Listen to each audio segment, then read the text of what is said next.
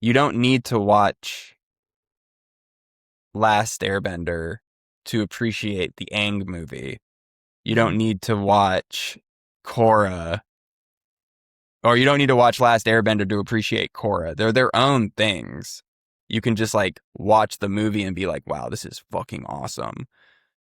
Get like the core principles of the world, and then after that, every single story, and this is an incredible skill to like, for each of your individual stories to be able to stand on their own feet.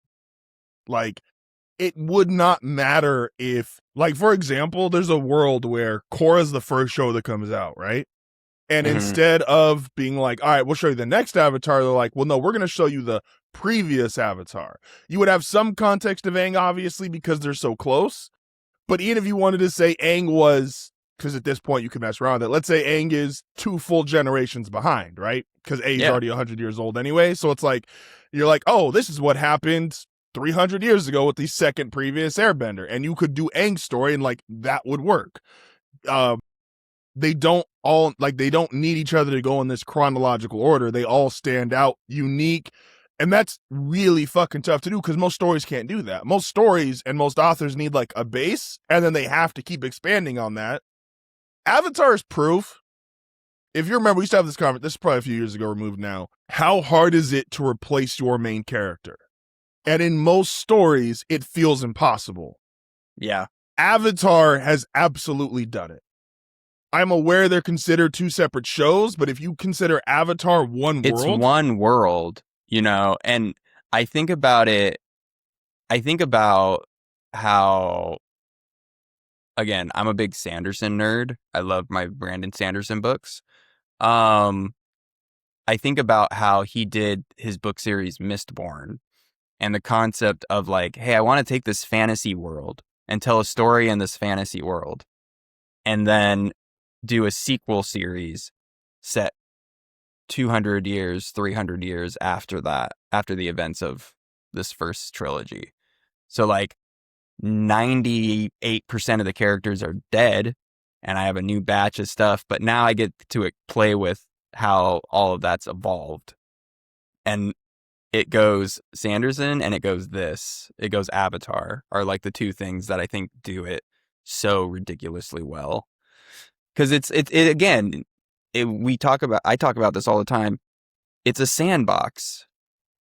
Naruto could have done this. You know what I mean? That's because it's a really good sandbox. My Hero Academia could do this if they wanted to. They have a really solid sandbox. I don't know if One Piece could do it as good. I don't think One Piece could do it. I think One Piece is. I don't know if I care about another crew this much. I don't think One Piece could do it. And I definitely don't think Bleach can do it, right? And I definitely don't think Dragon Ball Z can do it. No, Dragon Ball can't ever leave their main cast. Not even no. No. The only thing Dragon Ball Z could go the same route as Gundam and do like multiverse. That's what they could do and just tell different stories with the same characters. That's what Dragon Ball could do. But I mean, I think Dragon Ball could go that route. I think there are very few. There's almost like zero IP that take advantage of their sandbox world.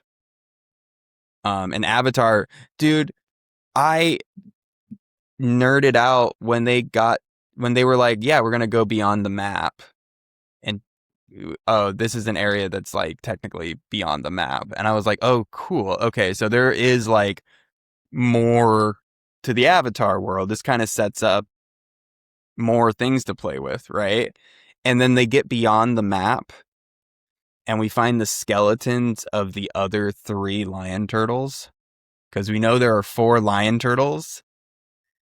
I was like,